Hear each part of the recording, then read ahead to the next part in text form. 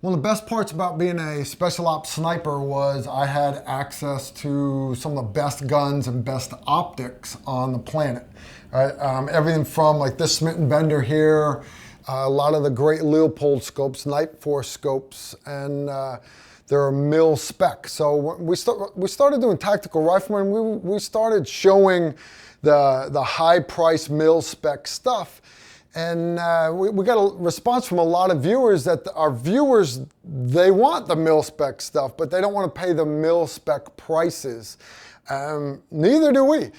Most of your special ops guys from my old unit, the assigned snipers, they all went out and bought LBRs because nobody wanted to buy the SR-25 from Knight Armament. Hell with Reed Knight. But we love the gun, we love the concept. LBR from LaRue, much better gun. But we also wanted the good Leopold scopes. We couldn't afford the good Leopold scopes. We wanted high quality without the mil-spec price. So what we were going to forever was the Bushnell HDMR. That's what this is right here. This is actually Keith Gippel's rifle. He has a HDMR on it. Good. It's okay, but that's still a $1,600 scope. Better than $5,000, I got that. But it's still $1,600. Now, I started hunting around and I found another scope company. This is called the Torque MRAD. Still great quality. I'm gonna cover the features a little bit, but this puppy right here is only $1,154. All right, so you're saving $500 over the Bushnell. And when I started getting into the different features, I got to be honest with you, when they started telling me about this thing, I'm like, all right, you're going to have to prove it to me. There's no way I'm getting that for $1,100, $1,200. You're just not going to get it. All right, so first off, it's a 30 millimeter tube. We like the larger tubes, helps with light. And also the wider tubes allows us to run more distance in the turrets. Okay, it's first focal plane. Now, what is first focal plane? First focal plane versus second focal plane.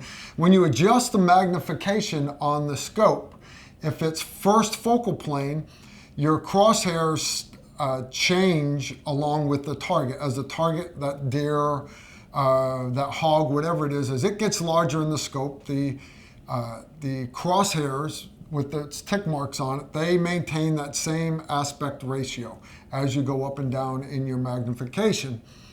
A second focal plane doesn't do that. The crosshairs stay nice and big and the tick marks stay nice and big. And as you lower magnification, that target just gets smaller. A lot of law enforcement like that, a lot of civilians like that because they want to be able to see the big crisp crosshairs. Not military snipers. We want that mil reticle in our reticle to stay to the correct aspect that the actual target is. So in other words, if the tick marks in the scope are 1/10 of a mil apart on 3 power, I want it to be 1/10 of a mil apart at 20 power. So I can still use them for properly measuring things. So first focal plane, very, very important to us. Now, I mentioned mil tick marks, and you notice the name of this scope is the Torque MRAD. Unlike their other scopes that were minute of angle, this one is in mil radians. All right, in other words, mils.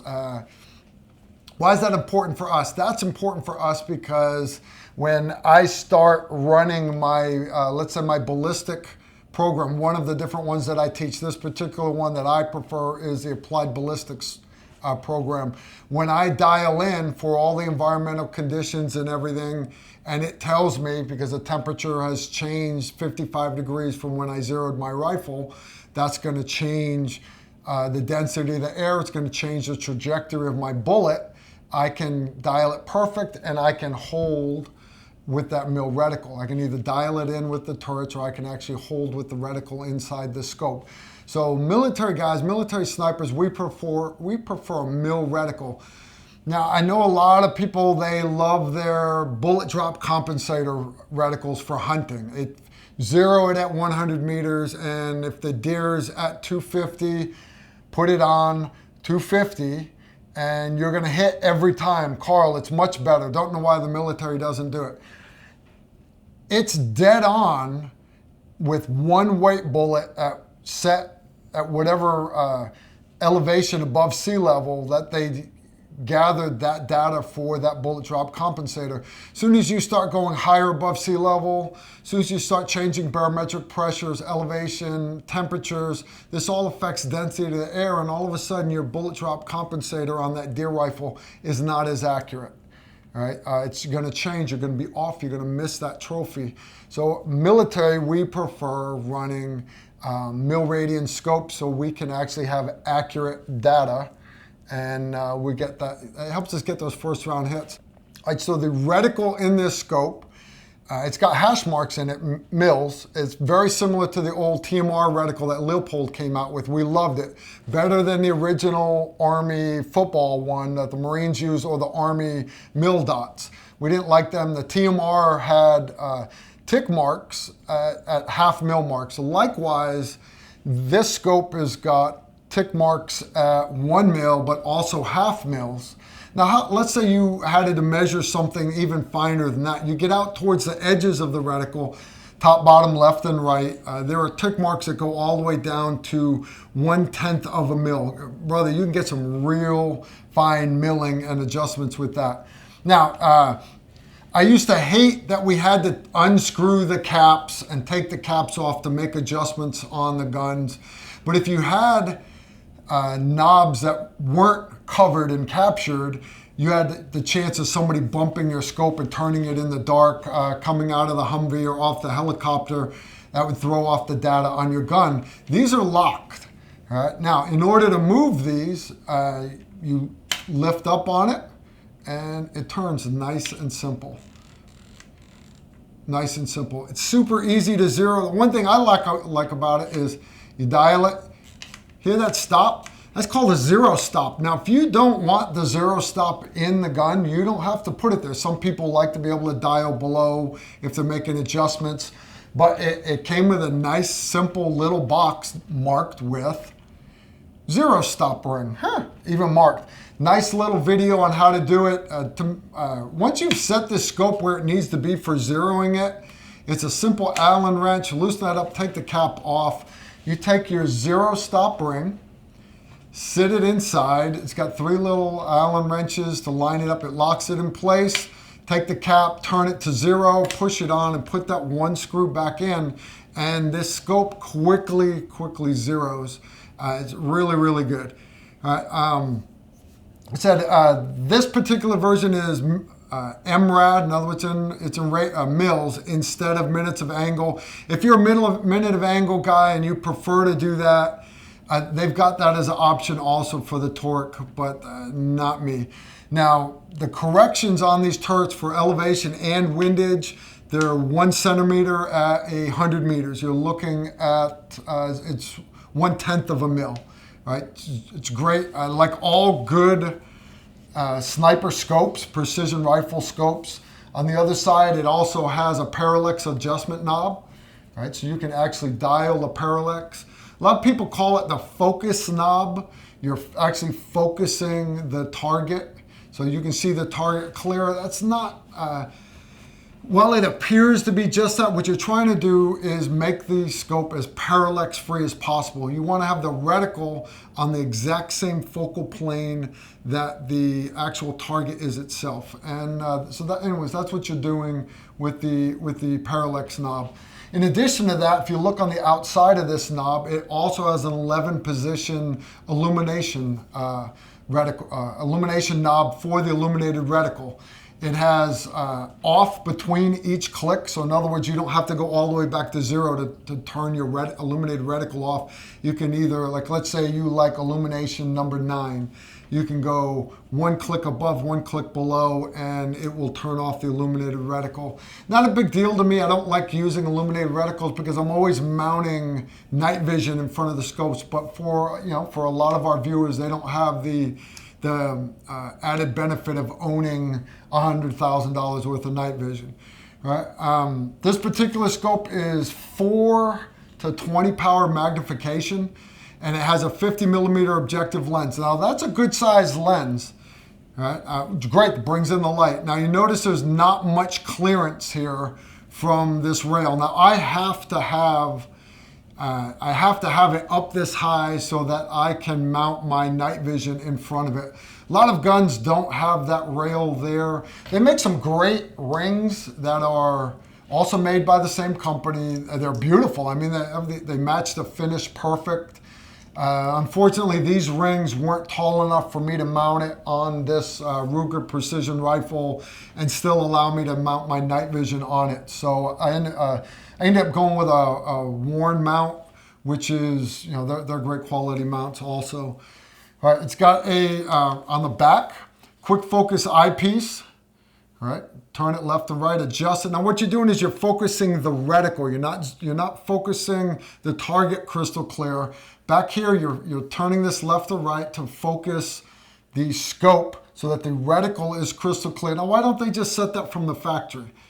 I'll tell you why, because you set it for somebody that's 20/20. Now, I used to be 20/20. Hell, my eyes used to be better than 20/20.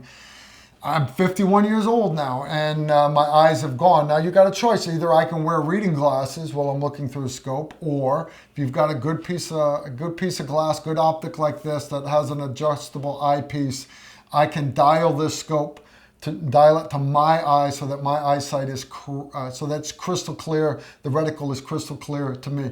That's important to me.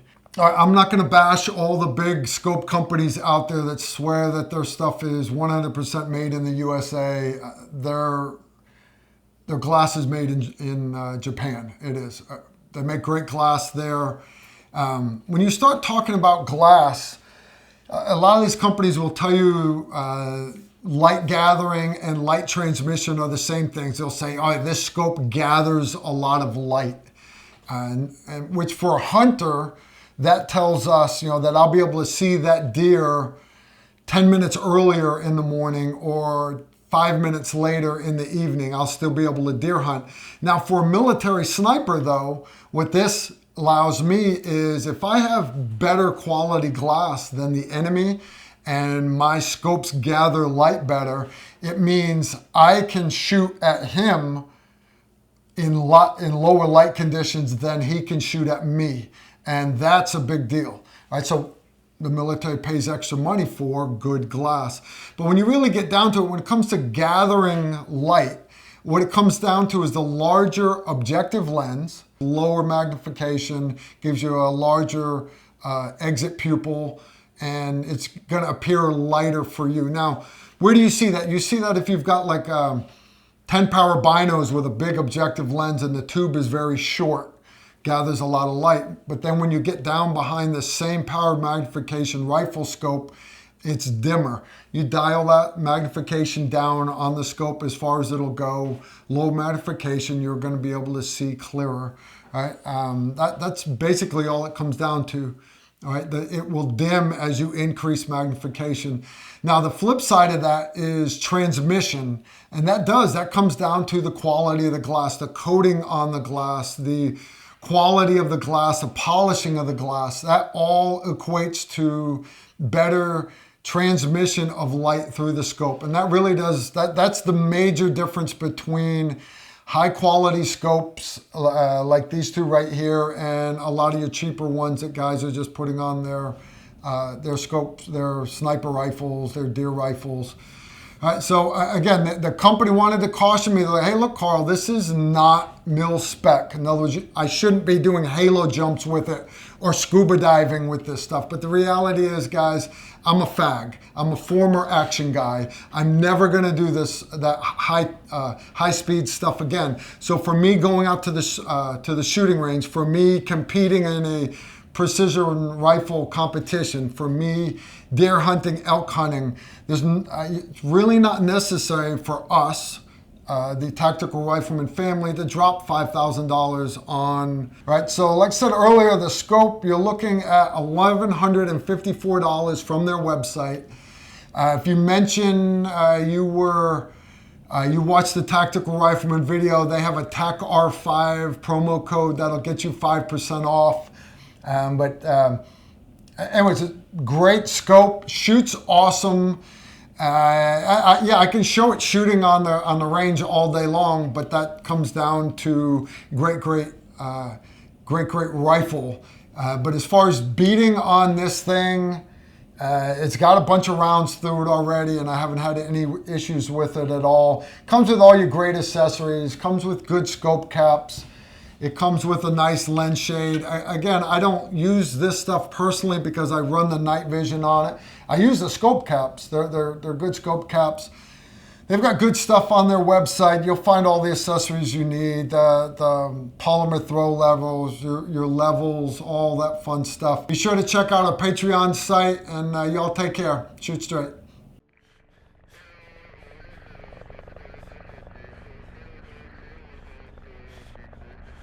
If you like this video, make sure to like, comment, and subscribe. Also, make sure you follow us on Facebook, Instagram, and Twitter so you don't miss out on anything. If you like the shirt that we're wearing in the video, you can get it in our store.